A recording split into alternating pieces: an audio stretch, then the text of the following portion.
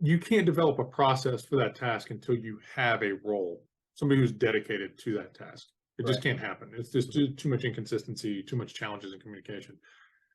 All of those tasks usually can be grouped into functions, which functions can then be tied to roles. So that's really the piece of this, is that that task or that function can't be a positive impact on your profitability unless it has a process tied to it. But if you have, as a business leader, this understanding that it's a requirement and a necessity to positively impact the business, Mhm. roles need to exist, and that the effort that comes with defining those and documenting them and communicating to your team and making decisions in those in that give and take, that really should be there from day one. Today, we really want to hone in on something that we feel super important. It's really important to your business because if you don't have these core pieces defined, it really is hard to run a business. And when we talk about what these core pieces are, it really comes down to roles and the responsibilities associated with it. And I'm sure everyone knows that every corporation probably has a CEO, a CFO, a CIO, you name all those different roles. They have directors, they have managers.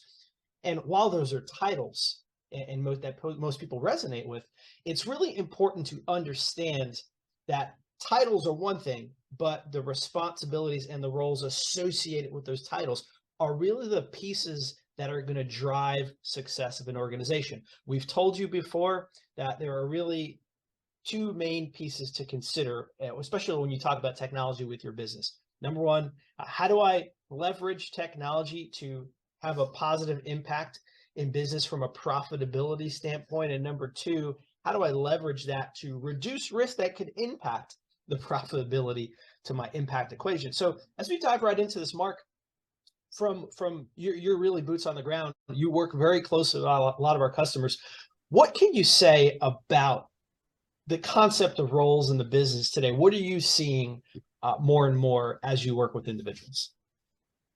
Yeah, I think answering that question in the context that you're talking about there, right? How do I positively impact the profit equation, and or how do I reduce the risk of it being disrupted? Mhm. One of the real challenges of optimizing your labor force, your efficiency, your team, those kinds of things, is being able to clearly understand who's doing what, so that there's not either tasks that go unattended, or there's not duplicated effort, or even the idea that people are doing the same task, or excuse me, they're overlapping, and sometimes they do this task, sometimes they do that task, right? It robs them of an opportunity to really be more specialized or more effective in those particular tasks. And at the end of the day, all of those tasks usually can be grouped into functions, which functions can then be tied to roles. Mhm. And as part of governance that we've been talking about heavily, is this idea that let me define the roles within my organization. Those roles can drive the efficiency. Those roles can also clearly identify for you as a business leader, where do I have capacity constraints? We don't have somebody who has the bandwidth to do function XYZ.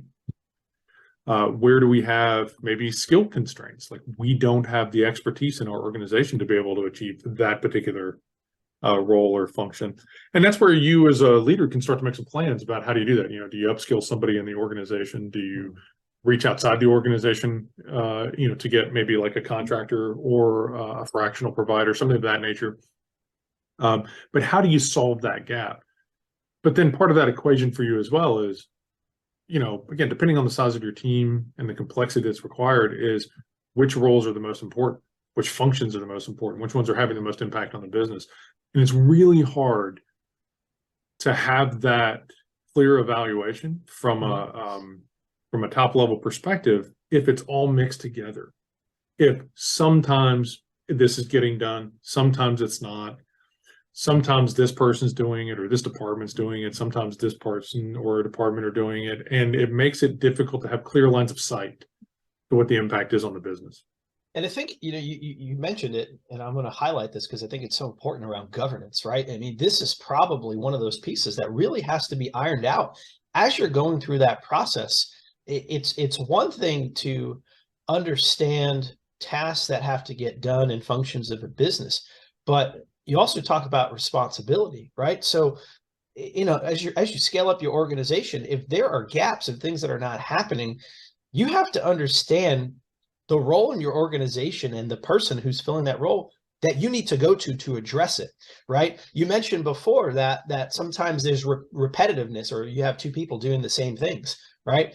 That easily gets hashed out when you have clearly defined functions and roles in your organization.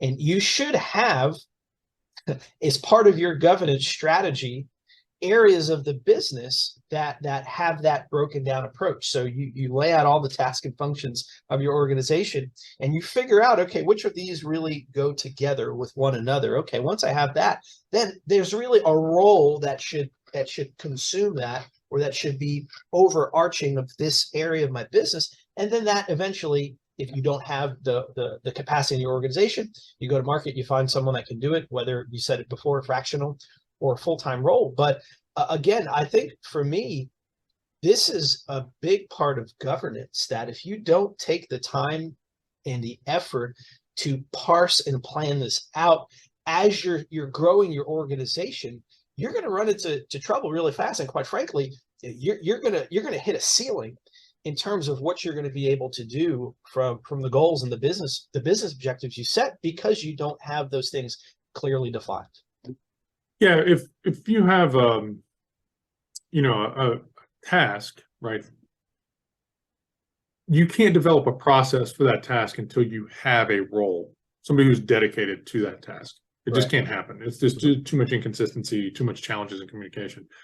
So that's really the piece of this, is that task or that function can't be a positive impact on your profitability unless it has a process tied to it. Right. Now, again, I'm talking about as you start to mature, right? I mean, when you're early in your business, simply creating value is a concept of just doing stuff that wasn't being done before. Mm-hmm. But then to get beyond that level is, how do we do it well? And the process is where that comes in, to be able to see it. You're not going to see all those things at the beginning of your business, right? There's some stuff's just going to emerge. Like, you're going to scale and you're going to grow, and those things become more obvious, or they become more necessary as you go along. And so in the context of IT, which is where we specialize, right? Everybody starts out with this idea of like the role of a help desk, right? Of technical support. They go, yep, that's obvious to me. I don't know how to do whatever, within an application or a system. But that's the end result of a system, or excuse me, a symptom rather, of the illness, rather than understanding that typically those breakdowns are coming not from like a true troubleshooting scenario where like the application or the system isn't working. It's usually, we haven't defined what our standard is. We haven't decided this, excuse me. We haven't defined what our process is. We don't understand what we want to expect, from the system itself, or I've got a different expectation than you have. Yeah. And then so we end up with these gaps in terms of performance and outcomes. And so that begins to start merging, that you need different functions and roles from your IT team. And that comes fairly quickly. It's not something that you have to wait for, 100 users or more to be able to get there, right? And, from our perspective, that really starts to become like, this role of, maybe like a CTO or an IT manager, that type of thing, that is some strategic resource that can help to understand and identify, how do we use the technology to further our business goals. And small businesses can't afford to just go out and do that regularly. But it's usually where the fractional piece comes in. It's, you know, I think about, you reminded me of a story, Mark, when you and I first met 8 years ago. And I remember I was sort of thrust into this position in the company where IT was outsourced, but there really weren't any clearly defined capacity, roles, constraints in that organization. And I remember when you and I first sat down and worked together, part of that was to carve out and understand, okay, what do we need to accomplish at this company? And what are the goals? What are the objectives? What functions and their gaps? And I think we systematically went through our environment. We systematically went through and realized, okay, what are some key functions of the business that have to be up that involve technology? And it went from a one-person team to essentially a three-person team. I think through that conversation, and once we did that, we continued to further look at processes that were or didn't exist. And if they didn't exist, we created them. I said, but the one challenge and the one problem that I always had is that we never really had a chief technology officer. So I'd probably say I was kind of pseudo, but I was placed in a position where I really didn't have the ear of the top person, the CEO in the company. I had layers that I had to go through. And unfortunately, in parsing those layers, the voice or the challenges or the constraints or the resources that we were lacking, the messaging was not getting to the person. And I didn't have that direct contact. Even though I could see the person all the time, the message would not resonate with him because it was being saturated, or it was being, probably saturated is not the right word. I think it was being diluted by the upper echelons of leadership. But to me, as I reflect back on that, I think it's so important that that is a role. That person who has the direct touch to impact the profitability equation and to reduce the risk, that's one of the most important roles I think we define for our customers today, whether it's a director of technology or looking at technology in general and how it impacts the business. That was lacking. And again, you can only scream so loud without having that leadership bought on and heavily involved in the process. If you don't have that, it's very hard to make the necessary changes to allow businesses to evolve, to mature to where they need to be successful and be profitable. Well, in that conversation that you're talking about there, that's how you kind of get into budgets and priority management, right? Which are hand in glove. Budgets go to the most highly defined priorities. And, you know, human beings in general, specifically business leaders, tend to prioritize the things they have a good understanding of. And intuitively, that's not typically technology, you know, or security or you know, those related items. And so you have to have somebody within your team. There has to be a role that can fill that. But it's also got to be through the lens of business. It's unfair to expect that someone whose skill sets and strengths are more in a reactive help desk role, right, that is about understanding the details of systems and applications, for them to be asked or expected to be able to understand the business well enough to tie together the decisions that go with technology in a way that drives business results, right? Goes back to that equation, the profit equation of directly increasing profit or, you know, helping to avoid that equation being disrupted. Like, that's not the role of somebody who does help desk. It's the role of someone who is a little bit more in this, you know, strategic piece. So, but having that role filled is what can help you identify the other pieces that you're missing too, right? That's when they can start to talk about, you know, security. Like, it's become its own role these days within IT. It can also help to, you know, identify, you know, your need for the administrator role. That the administrator role, which is sort of this, you know, at a high level, is the role that's going to maintain your IT infrastructure. That one gets conflated more than any other role in a sort of small business setting, because in a lot of small businesses, there's been this, they've conditioned, the small business owners or leaders are conditioned to having not necessarily the access, but the responsibility to go in and make changes and just do what comes in their mind at the moment. And that's really a contradiction to the goals that are typically set by the business of, again, better profitability, better security, those types of things. That never comes from, oh man, I've got an idea, let me go change that. And so the idea of having an administrator that is also probably an end user doesn't work out that well, typically speaking. And it's one that, like I said, there's usually a lot of confusion and ambiguity tied to that. And I think Mark, you often make this distinction with our customers about, there is a role called system owner, right? And we're not the ones that should be that role, right? Because that ultimately, our expertise, as you say many times, is helping you.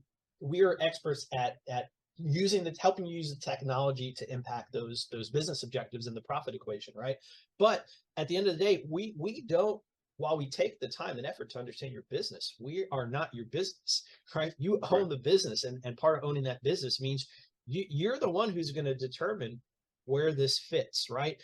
And I think there's often a blend that shouldn't happen between the system owner and system admin. I think you were just touching on that, where sometimes the business owners feel like, oh, I've got to make this change because they've been conditioned to that as they started to grow their business, right? But ultimately, those are two separate roles.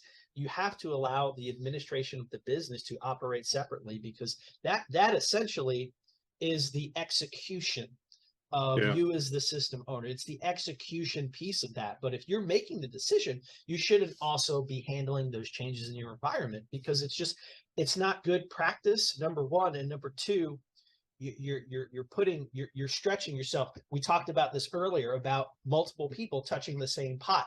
You'll make yourself open to more human error and disruption in your environment if you continue to toe the line and continue to dip your hand in and out. And this is habitual. A lot of business owners, especially ones that I've worked with in the past and in the present day today, some of them just can't get their hands out of their own business. They want to have their hands in every single part of the jar, and that's not necessarily helpful. Well, and sometimes it comes out of, again, it's habit forming on one level, like as you mentioned, but also it comes from this expectation of speed, right? And sometimes that's actually the bug, not the feature, right? The speed of not vetting a decision. Usually, because it solves one problem in the moment, but it creates maybe two others, right? Yep. And there's a lot of conversations around that administrator piece that result, the same business leader who's like, yeah, I don't really know that much about technology, is also the same business leader who's going, sure, let me make these administrative changes that I don't fully understand the impact of. And so, yeah, there is a little bit of protecting them from themselves involved in that, but at the end of the day, I think you hit on it, right? System owner makes decisions, the administrator executes those decisions, and that's where these labels mean something a little different depending on whatever the context is, right? So owner, administrator, whether it's security or business functionality, or depending on which standard you're looking at. But in the context that we're talking about small business, where everything is a little bit compressed, it's really that separation that comes between business and technology is where the owner and the administrator comes from. And, like you said, we are never going to be experts in the customer's business. And even no matter how familiar we are with that, it's never going to be that we understand more about it than they do. And even if we did, they are the ones that have the liability and the ownership of their results in their business. So they're the ones that need to make that decision, and that role should exist. And again, that's talking about in our scenarios where it's fractional.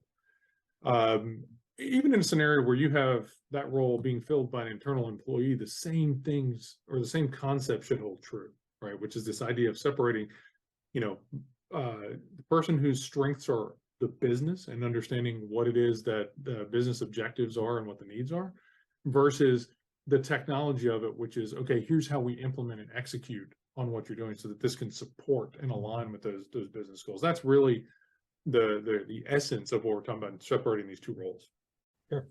So Mark, kind of tying this all together and wrapping this up for our listeners and the small and medium businesses out there, in order for them to be successful, how and when should they be approaching these roles in their business. And what I mean by that is, at what point when you say I'm a business owner, or I have a desire to become a business owner, when does this play a role, and when should this be addressed in their business? It depends, right? Favorite answer. No, the guiding principle, I think, is going to be something along the lines of, it should always be a part of how you look at your business. But there's going to be some practical constraints, right, on how quickly you can expand your team, or how quickly your business grows, and when you need those things. Again, we're talking about an IT specifically. That's got to also be balanced with your needs in finance, marketing, sales, accounting, all those things that they're all competing for the same budget. They're all competing for the same resources of attention and energy. So where does that ebb and flow with regard to what your business needs? Mm-hmm. So there's not like a number, right? That's In right. terms of employees or whatnot. There's not even a stake in the ground that you can drive from, a growth metric. It's really going to be a feel thing. That's the part of the art of this. But if you have, as a business leader, this understanding that it's a requirement and a necessity to positively impact the business, roles need to exist, and that the effort that comes with defining those and documenting them and communicating to your team and making decisions in those in that give and take, that really should be there from day one. And then you sort of make these adjustments, as it applies to your individual business through growth, and some of those things will become obvious, as you go, because pain points develop that are pretty significant. But it really, as a philosophy, it should always be there. As a practical matter, it's going to just develop over time. So starting that muscle memory built on day one, I think is my big takeaway here, right? As long as you have that practice in terms of every way you make decisions and how you evolve your business, if you start that on day one, your business will evolve, you'll evolve, those roles and responsibilities will maturely evolve, and you'll be able to scale up as long as you start on day one. So right.